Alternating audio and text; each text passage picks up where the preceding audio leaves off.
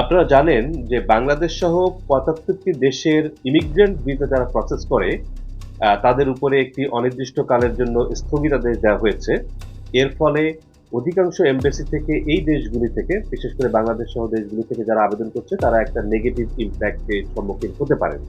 এখন আমাদেরকে বুঝতে হবে এই অধ্যাদেশটি কেন জারি করা হয়েছে।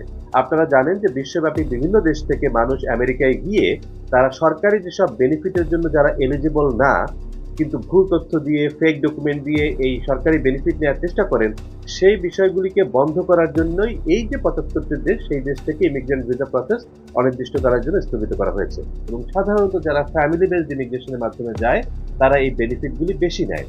এনআইডাব্লিউ, ইবি-1 বা ইবি-5 এই জাতীয় ক্যাটেগরির মাধ্যমে যারা যায় তারা এমনিতেই অনেক উচ্চশিক্ষিত, তারা ভালো চাকরি করে, তারা ভালো টাকা পয়সা ইনকাম করে এবং তারা এই জাতীয় সরকারি বেনিফিটের জন্য এলিজিবলও হয় না এবং নেয়ারও চেষ্টা করে না।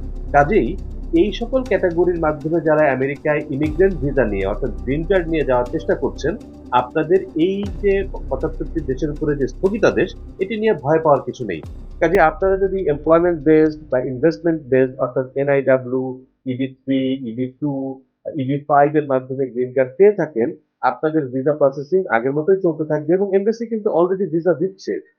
ভিসা কিন্তু এমনিতে পুরোপুরি বন্ধ না, কিন্তু অনির্দিষ্টকালের জন্য তারা একটা স্থগিতাদেশ দিয়েছে যাতে তারা যাচাই বাছাই করতে পারে এবং আপনারা নিশ্চিন্তে আবেদন করতে পারেন। আপনাদের ক্ষেত্রগুলিকে তারা স্পেশাল বিবেচনায় বিবেচনা করবে। I am Raju Mahajan. I'm the principal and founder attorney of Raju law. বিশ্বব্যাপী আমাদের যেকোনো ব্রাঞ্চে আপনারা যোগাযোগ করতে পারবেন। বিশেষ করে ঢাকায় কারওয়ান বাজারে ইউটিসি বিল্ডিং এর ১১ তলায় আমাদের অফিস আছে। সেখানে ইন পারসন ভিজিট করতে পারবেন, কল করতে পারবেন, ইমেইল করতে পারবেন।